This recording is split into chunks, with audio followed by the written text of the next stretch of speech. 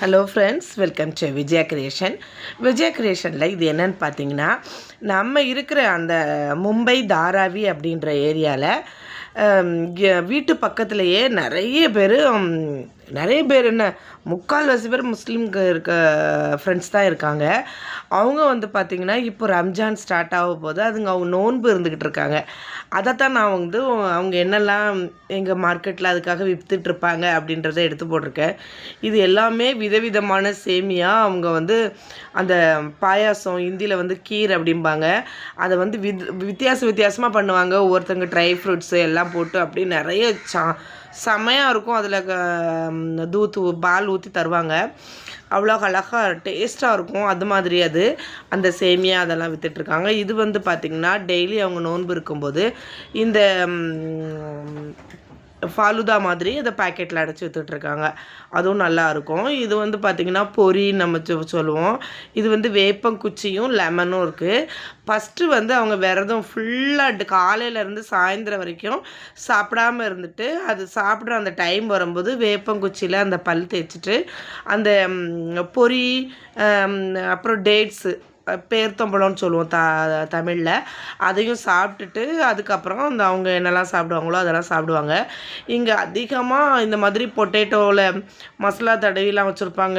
அது சேல் ஆகும். அப்புறம் கொண்டக்கடலை, அதுக்கு ஒரு குழம்பு கொடுப்பாங்க. அது அவ்வளோ புதினா மணத்தில் அவ்வளோ ஒரு மணமாக இருக்கும். அதை கிராஸ் பண்ணி போகும்போதே அழகாக இருக்கும். இது பார்த்திங்கன்னா கருப்பு கொண்டக்கடலையில் சுக்காவாக பண்ணி வச்சுருக்காங்க. இது அந்த நம்ம பட்டாணி, அந்த பானிபூரி பண்ணுவோம்ல அது. இது மெயினாக பார்த்திங்கன்னா முள்ளங்கி, வெள்ளரிக்காய், கொத்தமல்லி இலை, புதினா, கொஞ்சம் தக்காளி, அப்புறம் காந்தா, வெங்காயம், பச்சை மிளகா எல்லாம் குட்டி குட்டியாக நறுக்கி அதை போட்டிருக்காங்க. அந்த ஃபுல் டைம் விரதம் இருக்கும்போது அதை ஸ்டார்ட் பண்ணும்போது இந்த மாதிரி இந்த சாலட் சாப்பிடும்போது அவங்களுக்கு டைஜஸ்ட் நல்லாயிருக்கும். எந்த பாதிப்பும் வராது. லிவரு, கேஸ் ட்ரபிள் அதெல்லாம் வராமல் இருக்கிறதுக்காக முள்ளங்கி, வெள்ளரிக்காய், வெங்காயம், தக்காளி, பச்சை மிளகா, கொஞ்சம் லெமன் ஜூஸ் எல்லாம் போட்டு அது ஒரு குட்டி குட்டி கவரில் விற்றுட்டு இருந்தாங்க. இந்த மாதிரி பாம்பேயில் இருக்கிறவங்க இப்படி விரதத்தை நோன்பு, ரம்ஜான் நோன்பு இருந்து சாப்பிடுவாங்க. மற்ற இடத்துல எப்படின்னு தெரியல. இது வெங்காய பஜ்ஜி, உருளைக்கிழங்கு பஜ்ஜி, எல்லோரும் பஜ்ஜிஸ் வாங்குவாங்க. இது ட்ரை ஃப்ரூட்ஸ் கடை. இது எப்போவுமே ரெகுலராக அதில் வெளியே உள்ள ட்ரை ஃப்ரூட்ஸ் கடை இருக்கும். இதில் அவங்க பாயாசத்துக்கு யூஸ் பண்ணுற சேமியா பாருங்கள் எவ்வளோ கடை போட்டிருக்காங்கன்ட்டு.